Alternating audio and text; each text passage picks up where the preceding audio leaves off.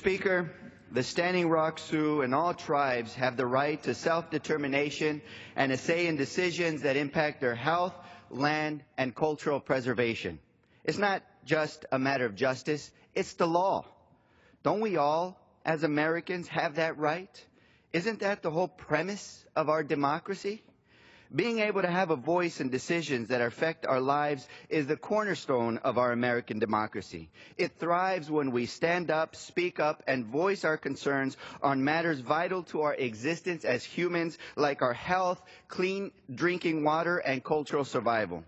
That is why I stand with the Standing Rock Sioux and hundreds of tribes throughout our nation to demand that the Army Corps of Engineers comply with their legal trust responsibilities to protect tribal lands, cancel the Dakota Access Pipeline permit, conduct meaningful consultation with the tribes, and do a complete environmental impact statement. The Standing Rock Sioux and neighboring tribes are rightfully concerned that the pipeline will destroy sacred sites and that an oil spill would cause devastating and irreversible harm to their land, health, and drinking water.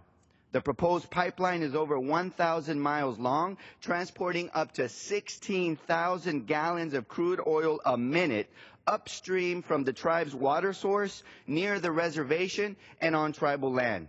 A leak would be devastating. It was already determined to be too risky to construct near the city of Bismarck's water sources. The Army Corps granted construction permits despite legal and non-compliance warnings by other federal agencies. On September 8th, I called for a system-wide GAO investigative report on federal agencies' compliance with meaningful tribal consultation policies. On September 9th, the Departments of Interior, Justice, and the Army announced a pause in construction to review their compliance with federal policies. I welcome this review. Tribes have rights under law. The federal government has a moral and legally enforceable obligation to protect tribal treaties, land, and resources under the federal trust responsibility. Tribes have the right to regular and meaningful consultation under Executive Order 13175. Under the Historic Preservation Act, federal agencies are required to be responsible stewards of nations' historic resources and consult with Indian tribes when their actions may impact sacred sites. Furthermore, the Army Corps, under the Clean Water Act, must protect our nation's waters from contamination by conducting accurate environmental assessments to determine if construction permits should be granted. Unfortunately, the Army Corps granted a permit based on flawed assessments, incomplete information, and a willful disregard for the serious concerns raised by the tribe and other federal agencies. Chairman David Archambault from the Standing Rock Sioux reported that they were not meaningfully consulted and didn't even know about the Corps' assessment until it was made public. He has serious concerns about the pipeline's harm to the tribe's health, water source, and sacred sites.